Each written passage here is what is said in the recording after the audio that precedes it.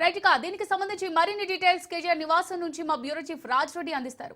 రాజ్ రెడ్డి, మరి KTR legal team తో చర్చలు జరుపుతున్నట్టుగా తెలుస్తోంది, మరి అక్కడ అప్డేట్స్ ఏంటి?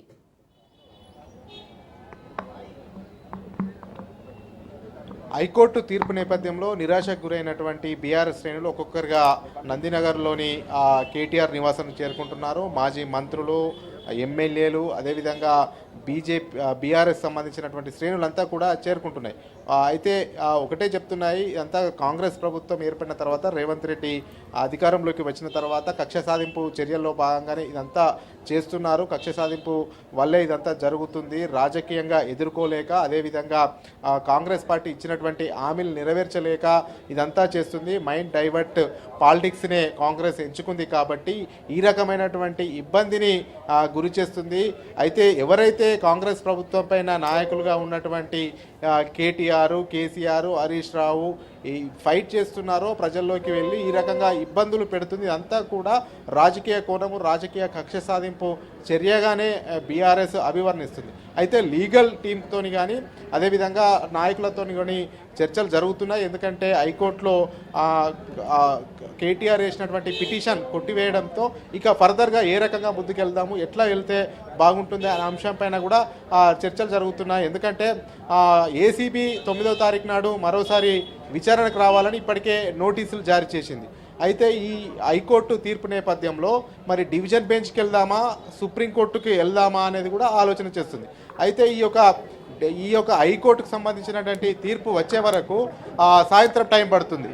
ఈ యొక్క నేపథ్యంలో సాయంత్రం వరకు మరి ఏ రకంగా ముందుకెళ్దాము, ఎట్లా ముందుకెళ్దామనే అంశం పైన కూడా చర్చ జరుగుతూ ఉంది. ఇప్పుడే చూసుకోవచ్చు తుమ్మల, ఇప్పుడే చూసుకోవచ్చు బీఆర్ఎస్ సంబంధించినటువంటి నాయకులు ఒక్కొక్కరుగా వస్తున్నటువంటి సందర్భం కనబడుతుంది. ఎట్లా ముందుకెళ్ళాలనుకుంటున్నారు? జడ్జ్మెంట్ రాలే, జడ్జ్మెంట్ వచ్చాక ఓకే, అంటే ఒక్కొక్కరు లీగల్ ఎక్స్పర్ట్స్ కూడా వెళ్తున్నటువంటి సందర్భము.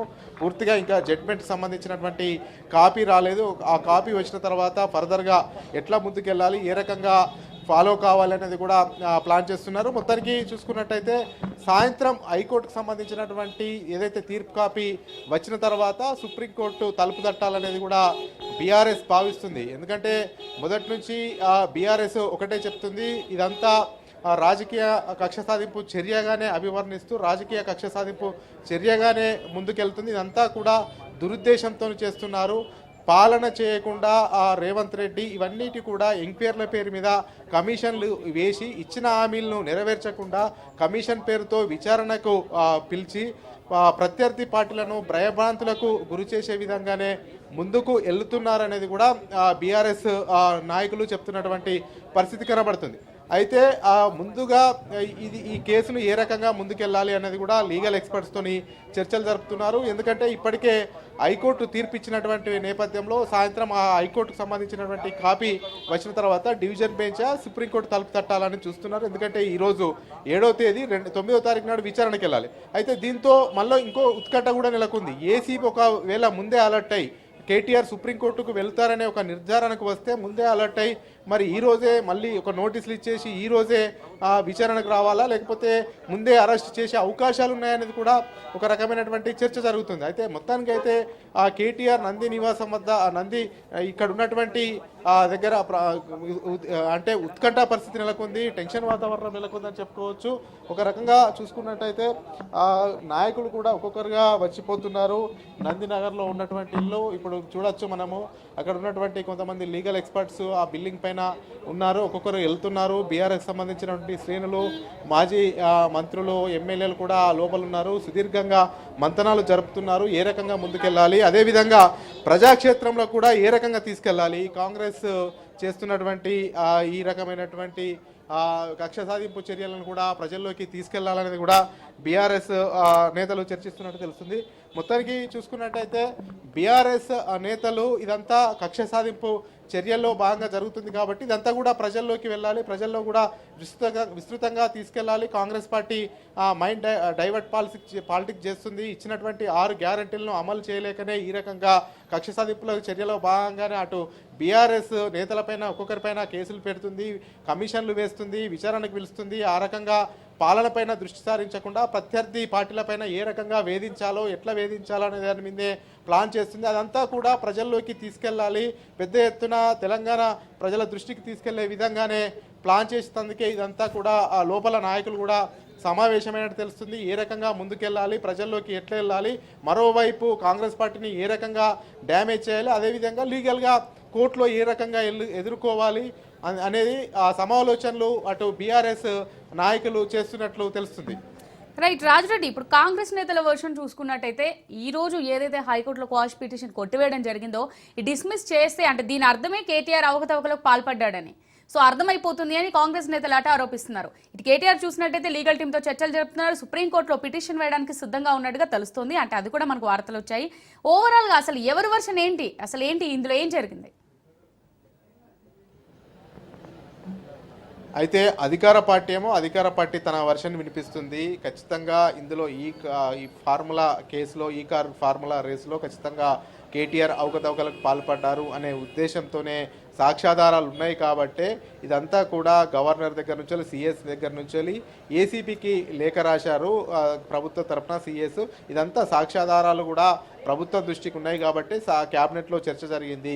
ఒకవేళ కేటీఆర్ ఏ తప్పు చేయకపోతే నిర్దోషి అయితే విచారణ ఎందుకు ఎదుర్కోవచ్చు కదా, ఎందుకు ఎదుర్కోవట్లేదు? నిన్న ఏసీబీకి హాజరయ్యి అడ్వకేట్లను లోనికి పంపించకపోతే బయటకు ఎందుకు తిరిగి వస్తాడు? ఆయన ఏం తప్పు చేయకపోతే కడిగిన ముత్యంలాగా బయటకు రావాలి అనుకుంటున్నాడు కాబట్టి ఆయన ఏం తప్పు చేయలేదు కాబట్టి మరి విచారణకు ఎందుకు హాజరు అవ్వట్లేదు, ఎందుకు తాత్పర్యం చేస్తున్నారు? తప్పు చేశారు కాబట్టే ఇలా తాత్పర్యం చేస్తున్నారు అనేది కూడా అటు కాంగ్రెస్ పార్టీ చెప్తా ఉంది. అయితే కాంగ్రెస్ పార్టీ మొదటి నుంచి అధికారంలోకి వచ్చిన దగ్గర నుండి ఒకటే చెప్తా ఉంది, పెద్ద ఎత్తున గత 10 సంవత్సరాలు బీఆర్ఎస్ పాలనలో పెద్ద ఎత్తున అవినీతి జరిగింది, ఎన్నికల ముందు కూడా అవినీతి పైన విచారణ జరుపుతామని హామీ ఇచ్చాము, ఆ రకంగానే విచారణ జరుపుతున్నాము అనేది కూడా చెప్తున్నటువంటి పరిస్థితి కనబడుతుంది. ఎట్లా చూస్తారు ఇదంతా?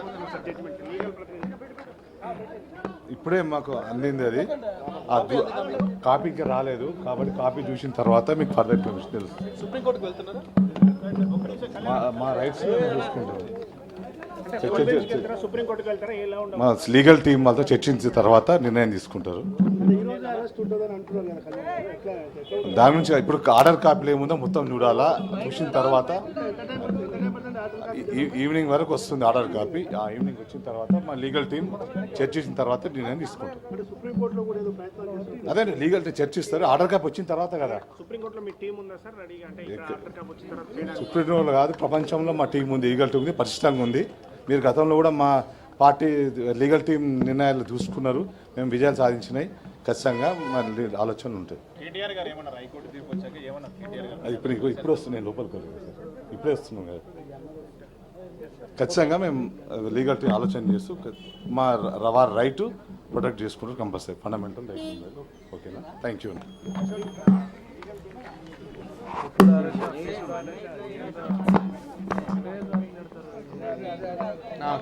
అయితే లీగల్ టీంకి సంబంధించినటువంటి లీగల్ టీం కూడా ఒక్కొక్కరు కేటీఆర్ నివాసానికి చేరుకుంటున్నారు. అయితే ఈవినింగ్ కాపీ అందుతుంది కాబట్టి హైకోర్టు నుంచి కాపీ అందిన తర్వాత మేము ఎక్కడికి వెళ్ళాలి అనేది కూడా ఆలోచన చేస్తామని చెప్తున్నారు. అంతేకాకుండా కేటీఆర్తో డిస్కషన్ చేయడానికే బీఆర్ఎస్ సంబంధించినటువంటి లీగల్ టీం వెళ్తుంది. ఆ లీగల్ టీం కూడా మేము సుప్రీంకోర్టును వెళ్ళాలా లేకపోతే డివిజన్ బెంచ్కి వెళ్ళాలా అనేది కూడా ఒక నిర్ణయానికి వస్తామనేది కూడా చెప్తున్నారు. మొత్తానికి చూసుకున్నట్టయితే ఇక్కడ ఉన్నారు బీఆర్ఎస్ నేతలు. ఎట్లా చూస్తారు? ఏముంది, ఇది ఎంత చట్టానికి సంబంధించినటువంటి విషయం. అది సుప్రీంకోర్టుకు ఎలాగో కేటీ రమణ గారు మళ్ళీ సుప్రీంకోర్టుకు వెళ్తారు. దానికి ఏ విధంగా అయితే దానికి ఉభయం ఉంటుంది కదా, చట్టాన్ని అయితే అధిగమించేది అయితే ఉంటుంది కదా. అయితే మొత్తానికి చెప్తా ఉన్నారు సుప్రీంకోర్టుకి అయితే వెళ్తాము, ఎందుకంటే హైకోర్టు తీర్పును సవాల్ చేస్తూ సుప్రీంకోర్టుకు వెళ్తాము.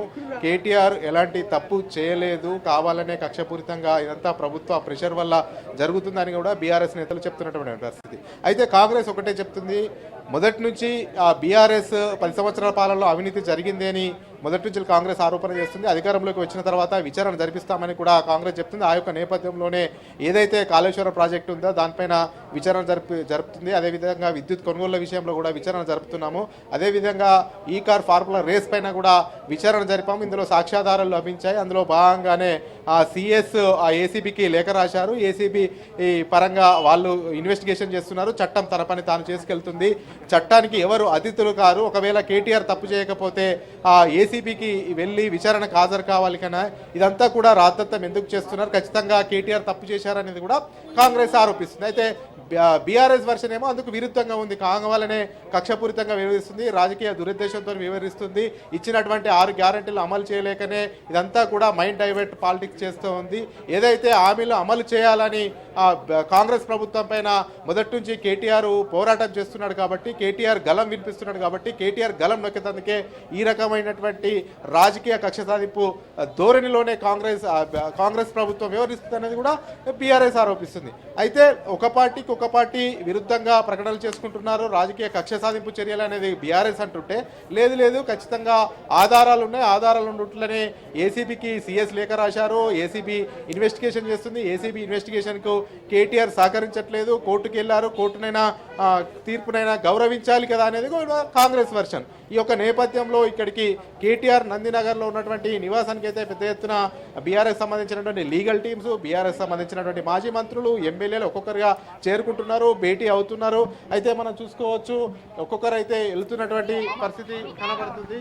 అయితే ఒక్కొక్కరు వెళ్ళినటువంటి నేతలు కూడా బయటకు వస్తున్నటువంటి పరిస్థితి కనబడుతుంది. మొత్తానికి ఇక్కడ ఉన్నటువంటి ఉత్కంఠ పరిస్థితి అయితే నెలకొందని చెప్పుకోవచ్చు. ఒక రకంగా చూసుకున్నట్టయితే ఖచ్చితంగా వెళ్తాము, సుప్రీంకోర్టులోనే తేల్చుకుంటామనే ఆలోచనకు బీఆర్ఎస్ వచ్చినట్టు తెలుస్తుంది. అదేవిధంగా ఇంకొక రకంగా చూసుకున్నట్టయితే వైపు కాంగ్రెస్ కక్షపూరితంగా వ్యవహరిస్తుంది, రాజకీయ వేధింపులకు గురి చేస్తుంది. కాబట్టి ఇదంతా కూడా ప్రజల్లోకి తీసుకెళ్లేందుకు రెడీ కావాలి, సమాయత్తం కావాలి అనేది కూడా ఓవైపు బీఆర్ఎస్ శ్రేణులు, బీఆర్ఎస్ నాయకులు సన్నద్ధమవుతున్నట్టు తెలుస్తుంది. మరి కాసేపట్లోనే రాజిరెడ్డి ప్రెస్ మీట్ ఉండే అవకాశాలు కనబడుతున్నాయి కేటీఆర్ది. అదేవిధంగా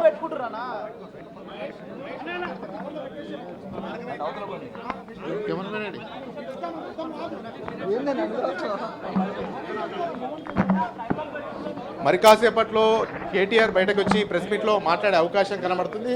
ఆ కేటీఆర్ రాక కోసమే ఎదురు చూస్తున్నారు. అయితే బీఆర్ఎస్ శ్రేణులు కూడా ఒకటే సిద్ధమవుతా ఉన్నాయి. కాంగ్రెస్ ప్రభుత్వం కక్షపూరిత వ్యవహారాన్ని ప్రజల్లోకి తీసుకెళ్లాలి, ప్రజలకు వివరించాలనే ఉద్దేశంతోనే ఇదంతా కూడా బీఆర్ఎస్ శ్రేణులు, బీఆర్ఎస్ నేతలంతా కూడా సమావేశమయ్యారు. ఎందుకంటే ఓవైపు కక్షపూరితంగా వ్యవహరిస్తున్నారు కాబట్టి ఇదంతా కూడా ప్రజల్లోకి వెళ్ళాలి, ప్రజల్లోకి తీసుకెళ్లాలనేది కూడా బీఆర్ఎస్ యోచనగా కనబడుతుంది. అమూల్య. రైట్ రాజిరెడ్డి, అక్కడ విజువల్స్ లో మనం చూస్తున్నాము బీఆర్ఎస్ నేతలంతా కూడా చాలా టెన్షన్ గా కనిపిస్తున్నారు, చాలా తీవ్రంగా సుదీర్ఘ చర్చలు కూడా జరుపుతున్నారు, అలాగే లీగల్ టీమ్ తో కూడా చర్చలు జరుపుతున్నారు. సో ఎప్పుడు ఈ చర్చలు ఈ లీగల్ టీమ్ తో జరిగే చర్చలు ఎప్పటి వరకు అయ్యే అవకాశం ఉంది? సో ఎప్పుడు మీడియాతో కానీ మాట్లాడే అవకాశం ఉన్నట్టుగా తెలుస్తుంది. అలాగే సరే చెప్పండి రాజిరెడ్డి.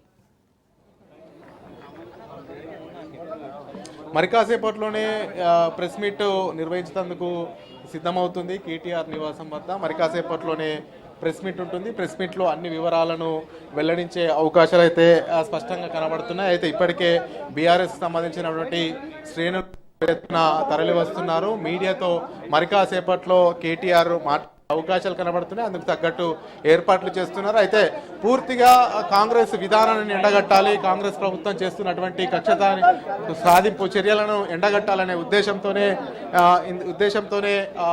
బీఆర్ఎస్ నాయకులు సమావేశమయ్యారు. మరి కాసేపట్లోనే మరికొన్ని క్షణాల్లోనే ప్రెస్ మీట్ ఉండే అవకాశాలు ఉన్నాయి. కేటీఆర్ బయటకు వచ్చే అవకాశాలు కనబడుతున్నాయి. కేటీఆర్ కానీ లేకపోతే బీఆర్ఎస్ సంబంధించినటువంటి నేతలు ఒక క్లారిటీ ఇచ్చే అవకాశాలు కనబడుతున్నాయి. అమూల్య. రాజరెడ్డి, కాంగ్రెస్ ప్రభుత్వం ఏదైతే ఉందో కాంగ్రెస్ ప్రభుత్వం డైవర్షన్ పాలిటిక్స్ లో భాగంగానే కేటీఆర్ ఈ కార్ రేసింగ్ కేసులో ఇదంతా జరుగుతుంది అని కొందరు ఆరోపిస్తున్నారు. సో దీన్ని ఎలా చూడొచ్చు అంటారు?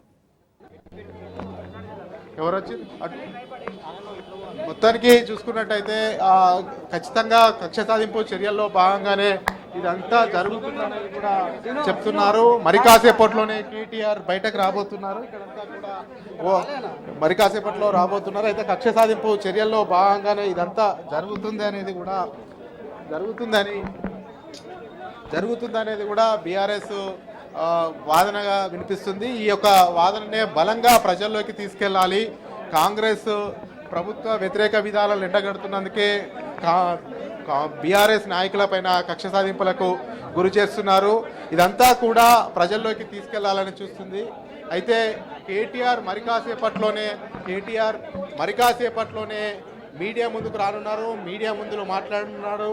అదేవిధంగా కాంగ్రెస్ ప్రభుత్వము ఏ రకంగా కక్ష సాధింపు చర్యలు చేసిందో అదంతా కూడా వివరించే అవకాశాలు ఉన్నాయనేది కూడా బీఆర్ఎస్ శ్రేణులు చెప్తున్నాయి. అదేవిధంగా సుప్రీంకోర్టుకు తలుపు తట్టే అవకాశాలు కూడా స్పష్టంగా కనబడుతున్నాయి.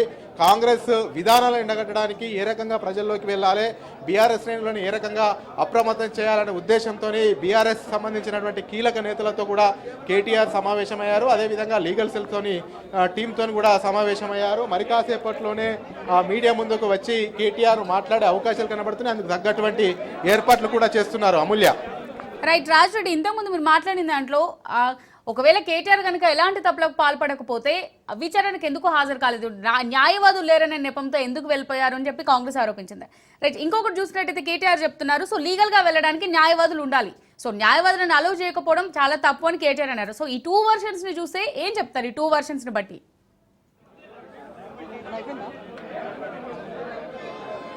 ఏసీబీ ఒకటే క్లియర్ కట్గా చెప్తుంది, కేవలం కేటీఆర్కు మాత్రమే ఈ విచారణకు రావాలని నోటీసులు జారీ చేశాము, అడ్వకేట్లకు కాదు. అందులో భాగంగానే కేటీఆర్తో వచ్చినటువంటి అడ్వకేట్లను రిజెక్ట్ చేశాము, కేవలం కేటీఆర్ను మాత్రమే అనుమతించాము. కానీ కేటీఆర్ అడ్వకేట్స్ వస్తేనే వస్తాననేది కూడా నిరాకరించారు అనేది కూడా చెప్తుంది. అయితే కాంగ్రెస్ ఒకటి చెప్తాం, కాంగ్రెస్ కూడా ఒక ఆరోపణలు చేస్తుంది, స్పష్టమైన ఆరోపణలు. కేటీఆర్ ఏ తప్పు చేయకపోతే ఒకరు వెళ్ళి విచారణకు అటెండ్ కావాల్సిందే కదా, మరి అడ్వకేట్లను తోడు తీసుకెళ్ళి మరి అడ్వకేట్లే వస్తేనే నేను వస్తాను అనేది కూడా చెప్పడం ఎందుకు అనేది కూడా కాంగ్రెస్ వాదనగా కనిపిస్తుంది. మొత్తానికి చూసుకున్నట్టయితే ఓ వైపేమో రాజకీయ కక్షపూరిత చర్యలో భాగంగానే కాంగ్రెస్ ప్రభుత్వం వేధింపులకు దిగుతుందని బీఆర్ఎస్ ఆరోపిస్తే, మరోవైపు ఏమో నేను ఎలాంటి తప్పు చేయలేదు, రాజకీయంగా కక్ష సాధింపు చర్యలు జరుగుతున్నాయనేది కూడా మరోవైపు బీఆర్ఎస్ ఆరోపిస్తుంటే, లేదు సాక్ష్యాధారాలు ఉన్నాయి కాబట్టి ఏసీబీ విచారణకు రమ్మంది, విచారణకు ఎందుకు వెళ్ళలేదు, ఎందుకు ఎదుర్కోవట్లేదు అనేది కూడా అటు కాంగ్రెస్ ఆరోపణలు చేస్తుంది. ఈ యొక్క నేపథ్యంలో అసలు ప్రజలకు ఏం చెప్పాలి, అటు లీగల్ టీమ్తో సమావేశమై అటు హైకోర్టులో ఏ రకంగా, సుప్రీంకోర్టుకు ఏ రకంగా వెళ్ళాలి, ఏ వాదనలు వినిపించాలనేది కూడా లీగల్ టీంతో సమావేశమయ్యారు. అదేవిధంగా బీఆర్ఎస్ నాయకులతో, మాజీ మంత్రులతో ప్రజల్లో ఏ రకంగా ముందుకెళ్ళాలి, కాంగ్రెస్ ప్రభుత్వ కక్ష సాధింపు చర్యలు ఏ రకంగా ముందుకు తీసుకెళ్ళాలి, ప్రజలకు కాంగ్రెస్ ఇచ్చినటువంటి హామీలు నెరవేర్చలేదు కాబట్టే బీఆర్ఎస్ పైన కక్ష సాధింపు చర్యలు చేస్తుంది కాబట్టి అదంతా కూడా ప్రజల్లోకి తీసుకెళ్లాలనేది కూడా బీఆర్ఎస్ యోచన చేస్తుంది. అందులో భాగంగానే కేటీఆర్ ఓ వైపు లీగల్ టీంతో సమావేశమయ్యారు, మరోవైపు బీఆర్ఎస్ సంబంధించినటువంటి నేతలతో సమావేశమయ్యారు. మరికొన్ని క్షణాల్లోనే జగదీశ్వర్ రెడ్డి మీడియా ముందుకు వస్తున్నట్టు తెలుస్తుంది. మీడియా ముందుకు వచ్చేసి అసలు సుప్రీంకోర్టుకు వెళ్ళబోతున్నారా, అసలు బీఆర్ఎస్ కార్యాచరణ ఎలా ఉండబోతుంది అనేది కూడా స్పష్టం చేసే అవకాశాలు అయితే కనబడుతున్నాయి. Amulya. Right Rajareddy, KTR press meet పెట్టే వరకు మీరు అక్కడే ఉండండి, మళ్ళీ మీ దగ్గర కోసం